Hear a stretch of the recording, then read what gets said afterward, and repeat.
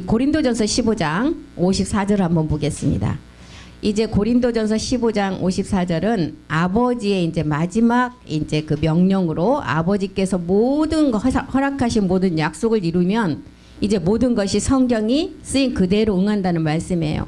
이 썩을 것이 썩지 아니함을 입겠고 죽을 것이 죽지 아니함을 입을 때는 사망이 이김에 삼킨 바 되리라고 기록된 말씀이 응하리라. 죽을 것이 죽지 아니함을 입는다. 우리는 이제 마지막 살아서 영생을 얻는 몸이라 그랬잖아요. 우리는 죽지 않는다는 거예요. 마지막 일곱째 나팔 때 나팔이 불면 죽은 자들이 먼저 일어난다. 낙원에 있는 자가 먼저 일어나고 그 다음에 이 땅에 살아있는 자들이 그 몸을 입는데 그 기록이 이제 마가, 누가, 마태, 데살로니가 전서, 고린도 전후서에 다 나타나 있잖아요. 그날에는 영과 몸과 혼이 온전히 흠없게 보존된다. 이 날을 말하고 있어요. 그러니까 우리가 이제 온전한 몸을 입을 때를 말하고 있죠. 그래서 사망이 이김에 삼킨 바 되리라고 하신 말씀이 응한다. 누가복음 1장 45절에 보면 이 말씀을 믿는 여자가 복이 있다 그랬어요. 여기서 말하는 여자는 이 땅의 모든 인류의 사람들을 말하고 있잖아요. 믿은 여자에게 복이 있다. 그래서 사망이 이제 모든 이제 죽음을 삼켜버린, 사망이 이김에 삼킨 바가 되리라고 하는 이 말씀이 이 말씀을 믿는 온 인류의 모든 사람에게 임한다는 거예요. 그래서 그 얘기하신 말씀이 반드시 이룬다. 그리고 이제 로마서 9장 28절에도 이 말씀을 하신 후에 이제 여섯째 날에 이제 마지막 끝날에 모든 일을 마치시고 이제 일곱째 날 안식이 돌아오고 그 다음에 이제 8일쯤 되는 날 8일에 이제 일이 이루어져요. 주께서 땅 위에서 하신 그 말씀이 반드시 이루어진다는 거예요. 그래서 누가복음 9장 28절도 한번 보겠습니다.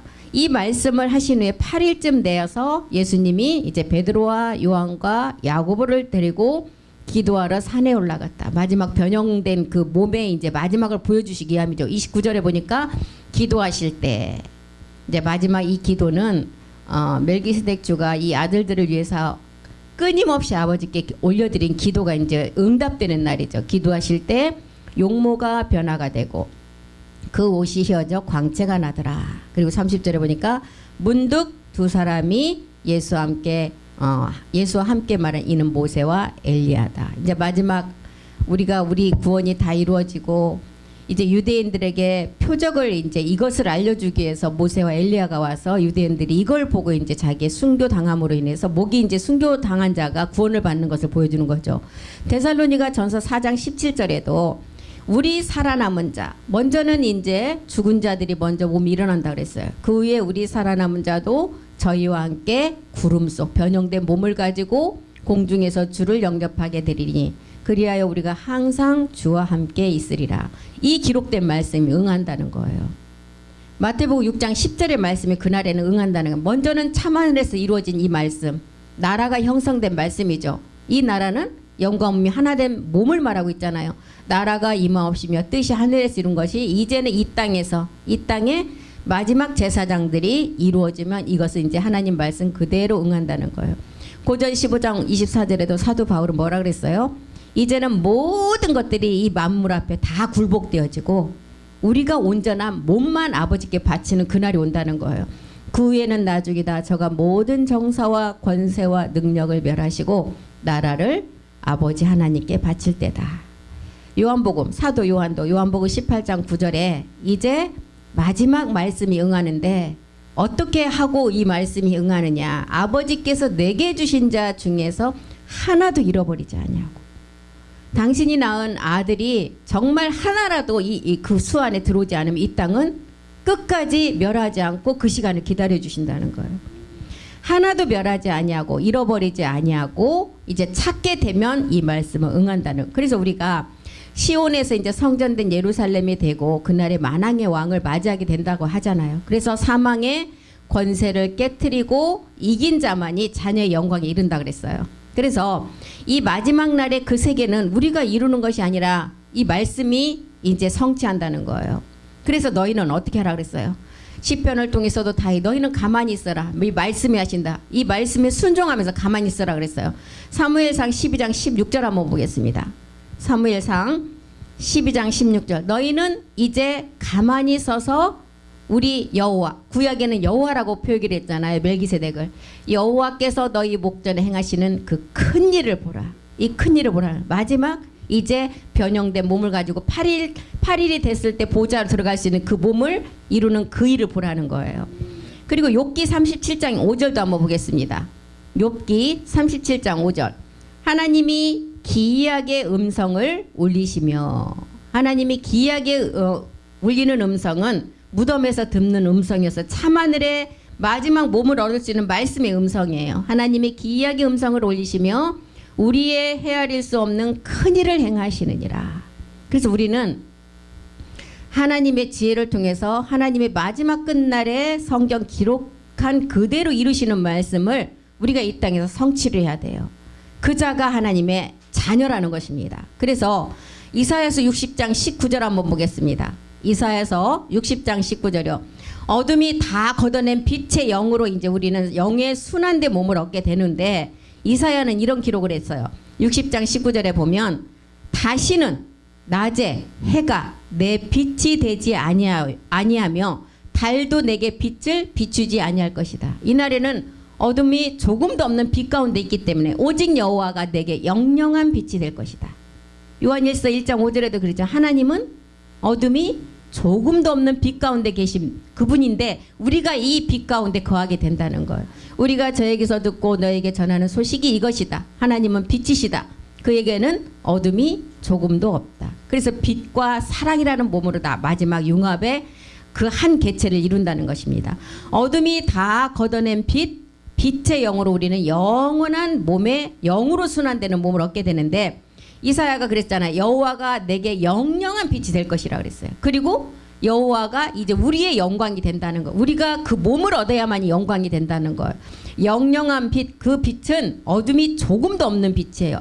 어둠이 있으면 영영한 빛이 될 수가 없다는 것입니다. 어둠을 걷어내고 이것이 마지막 우리 가운데 몸으로 나타내야 된다는 거. 이것이 지금 영영한 빛이라는 거예요.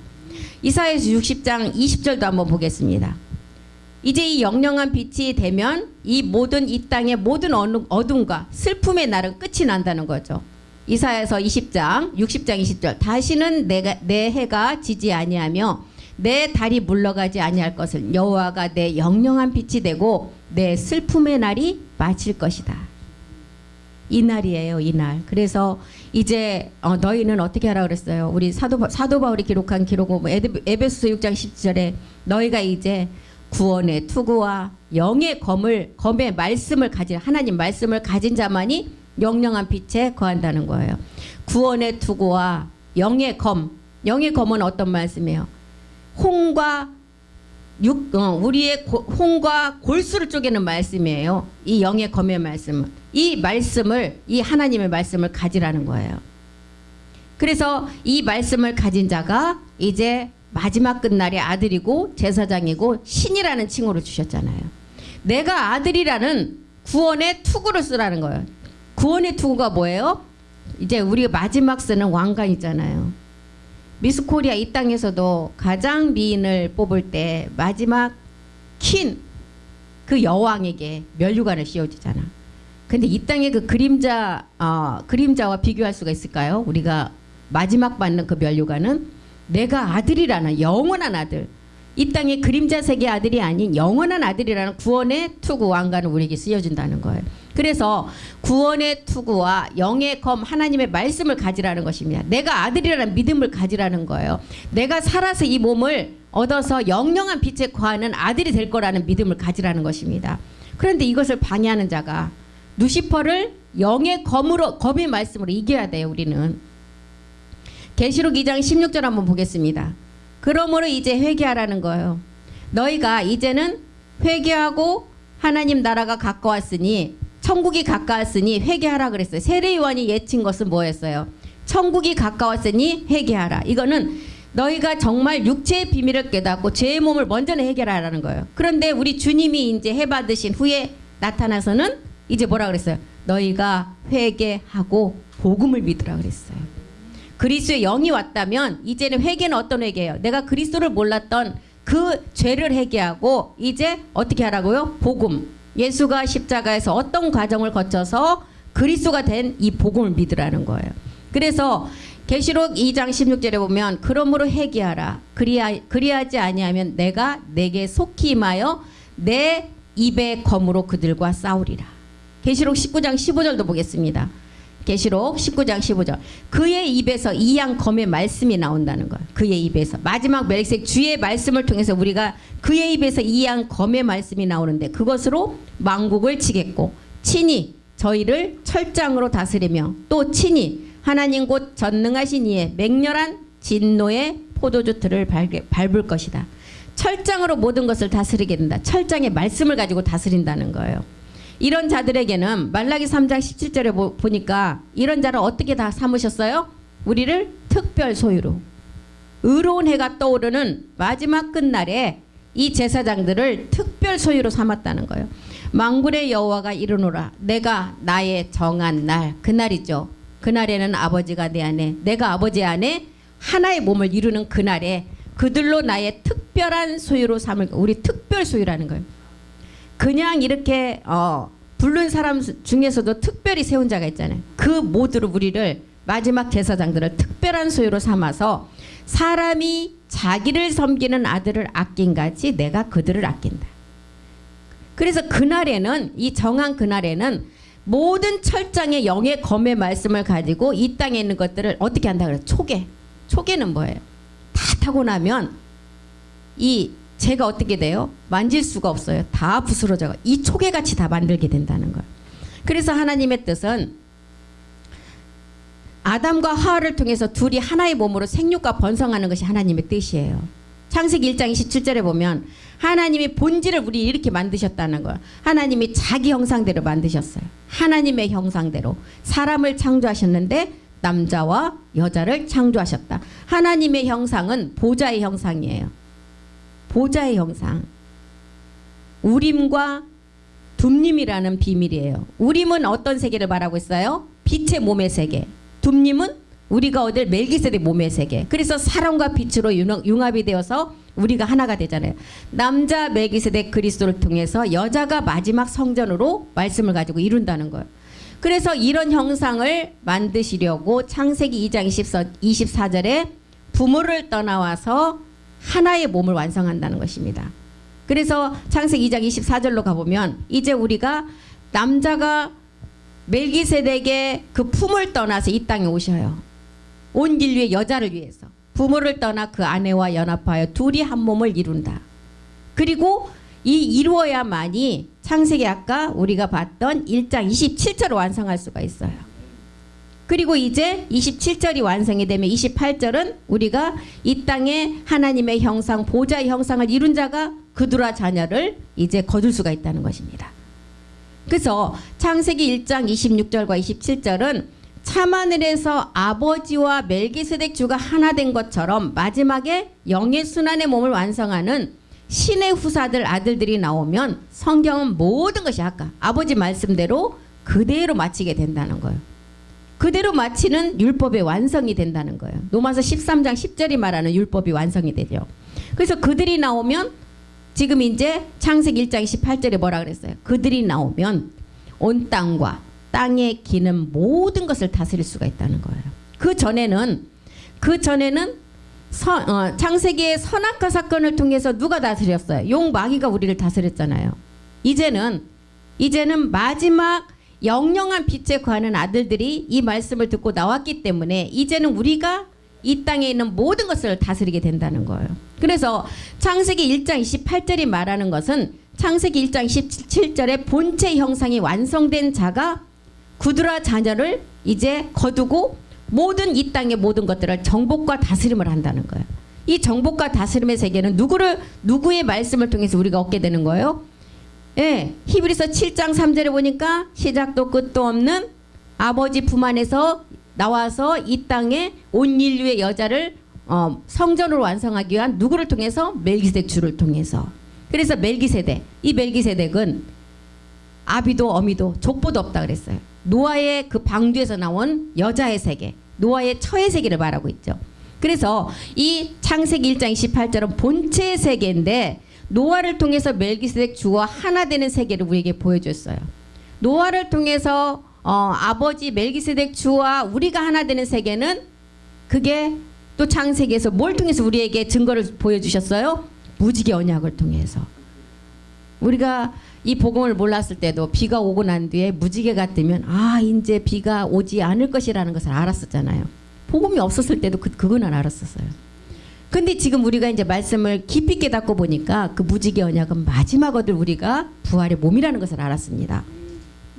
다시 말해서 이제 에베소서 5장 32절이 말하는 남편과 아내가 완성되는 거였어요. 사도 바울이 에베소 5장 32절을 통해서 이 비밀이 크다는 거예요. 이 비밀이 마지막 일곱째 날에 마지막을 완성하는 이제 보좌로 들어갈 마지막 비밀이라는 거예요. 그리스도와 교회, 이 그리스도 멜기세덱 주와 이 땅에 있는 온영 자녀가 되는 아들들의 비밀. 그래서 이제 이 비밀이 크다. 첫 번째 우리는 이 비밀이 우리가 십자가 도를 깨닫고 육체를 멸하는 그리스도를 깨닫는 게 첫 번째 비밀이었어요. 두 번째 비밀이 또 하나 있음을 알았어요. 그리스도만 와갖고는 우리가 완전하지 못하니까 이제 완전한 몸이 있음을 알았다는 것입니다. 이게 은혜의 보좌죠. 첫 번째는 옛사람만 벗는 이제 은혜였다면 두 번째는 보좌로 가는 은혜. 그래서 이제 이것은 모리아에서 완성이 되고 이제 마지막 몸으로 완성된다는 것을 알았습니다. 그래서 우리는 마귀와 루시퍼는 그리스도의 신령한 몸을 얻지 못하도록 우리를 어찌하든지 미혹하고 어찌하든지 이 말씀을 못 듣게 하고 떨어져 나오게끔 만들어요.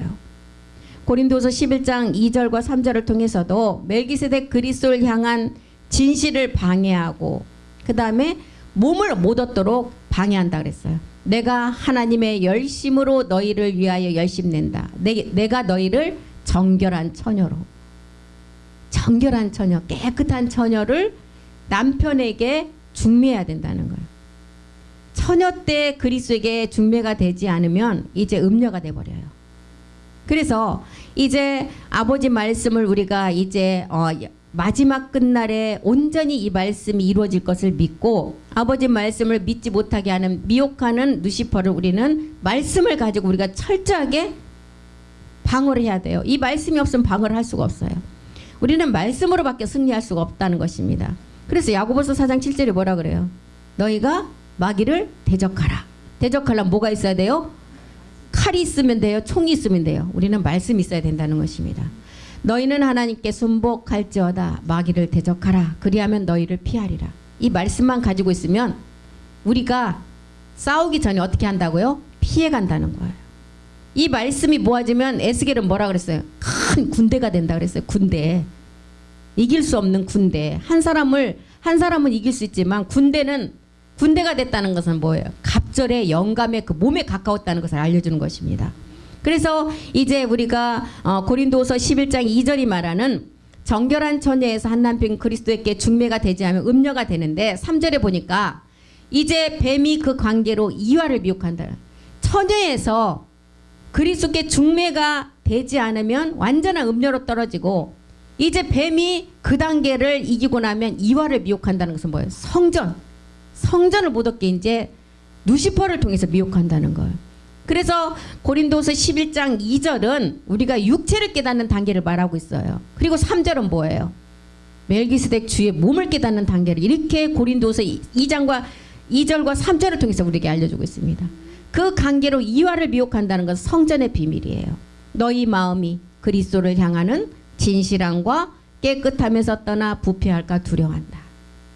그래서 고린도서 5장 2절에도 너희가 이제 이 말씀이 너희 안에 모아져서 이제 큰 군대가 되면 이제 마지막 성전을 완성하는데 너희가 이 땅에서 탄식하며 애통할 일은 뭐예요? 우리가 이 땅에 물질이 없다고 탄식할 것이 아니라 너희가 탄식하고 정말 애타는 마음으로 말씀을 사모해야 돼요. 하늘의 성전이 이 땅 내 몸에서 이루어질 수 있도록 간절히 사모하라는 것입니다.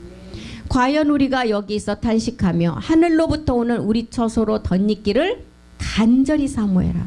3절 보겠습니다. 이렇게 입었다는 것은 뭐예요? 변동됐다는 거예요. 입음은 벗은 자들로, 벗었다는 것은 변동이 되지 못한 자들이에요. 벗은 자들로 발견되지 않으려 함이라. 4절이요. 4절. 이 장막을 우리의 마지막 우리의 몸이 성전되는 것을 말하고 있죠. 이 장막에 있는 우리가 짐진 것 같이 탄식하는 것은 벗고자 함이 아니라는 것. 벗었다는 것은 이미 사망으로 감을 말하고 있어요. 변동된 몸을 못 입었다는 거예요. 벗고자 함이 아니라 오직 덧입고자 한다. 생명으로 덧입어서 마지막 그 몸으로 변동되는 것을 말하는데 죽을 것이 생명에게 삼킨 바 되게 하려 함이라. 이 말씀이라는 거예요. 그래서 우리가 몸을 믿는 사람이 있어야만이 멜기세덱 그리스도에게 중매가 될 수가 있어요.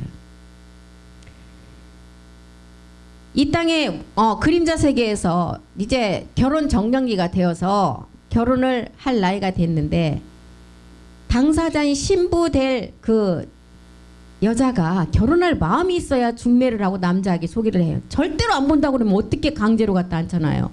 우리에게도 몸을 믿는 말씀이 우리 안에 있어야만이 멜기세덱 그리스도께 이 말씀으로 중매가 될 수 있다는 거예요. 그래서 중매가 되기 위해서는 그 중매자의 역할을 누가 해요?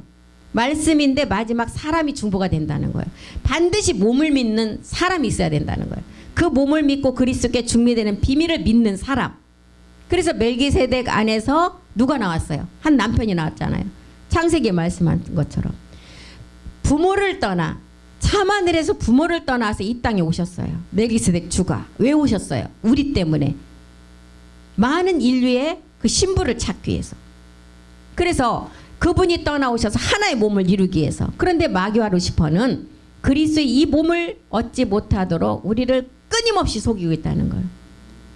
생활에서 자녀를 통해서 남편을 통해서 또한 이웃을 통해서 가장 가까운 사람을 통해서 하여튼 기분 나쁘게 하고 마음이 심란스럽게 만들어서 이 말씀에 정말 집중을 못하도록 가까이 가지 못하도록 우리를 이렇게 미혹한다는 거예요. 우리는 어떤 일이든 지금 이제 이 상태에서 우리 안에 내 마음에 뭔가 기쁨이 없고 막 심란하고 걱정거리가 온다. 이거는 말씀을 듣지 못하게 더 가까이 가지 못하도록 한다는 것을 반드시 깨달아야 된다는 거예요. 그래서 마귀와 루시퍼는 이 일곱 정령 우리를 어디와 취하게 만들어요? 친하게 만들어요? 세상과 문화와. 세상 속에 문화 속에 취해지면 영이 혼미해지기 마련이에요. 이건 어쩔 수가 없어요. 멜기세덱 그리스도를 향한 진실을 방해하고 몸을 못 얻도록 방해한다는 것입니다. 그래서 마지막 성경은 성전된 몸이 하나 되는 세계예요. 그리스도 몸에 중매되는 세계라는 것입니다. 우리가 마음에 사람을 좋아하고 어떤 사람을 사랑해서 결혼해야 되겠다는 결정을 했다면 이제 그 결혼하겠다는 그 마음이 변하면 안 돼요. 그 사람이 잠깐 이제 무슨 일이 있어서 볼일을 보러 갔는데 잠깐 어디를 갔는데 시간이 점점점 늦어져요. 정말 그분하고 결혼을 하겠다고 믿어졌으면 끝까지 지켜야 돼요. 그런데 어떻게 해요? 한 달이 가도 안 오네. 1년이 가도 안 와요. 5년이 지나도 안 오네. 5년까지 기다리는 사람 몇 명이나 있을까요? 거의 다 그냥 새 사람 찾아버려요. 그런데 그 세계는 그림자 세계고 분명히 복음과는 상관없는 세계지만 우리가 마지막 찾는 이 세계는 참하늘의 아버지와 우리가 하나의 몸을 이루는 세계예요. 그렇기 때문에 여기서는 벗어나면 영원한 사망이라는 것입니다. 그래서 에베소서 5장 23절도 한번 보겠습니다. 참하늘의 아버지와 아들이 하나 되는 몸으로 완성하는 그 몸이 마지막 이루어져야 돼요. 이는 에베소 5장 23절을 보니까 이는 남편이 아내의 머리됨이 그리스도께서 교회의 머리됨과 같아야 된다는 거예요. 그리스도께서 교회의 머리됨과 같음이니 그가 친히 몸의 구주시니라. 에베소서 5장 23절도 지금 남편이 아내의 머리됨이 그리스도께서 교회의 머리 된다는 것은 십자가 도를 설명했어요. 그런데 그 다음 단계는 그가 친히 몸의 구주니라.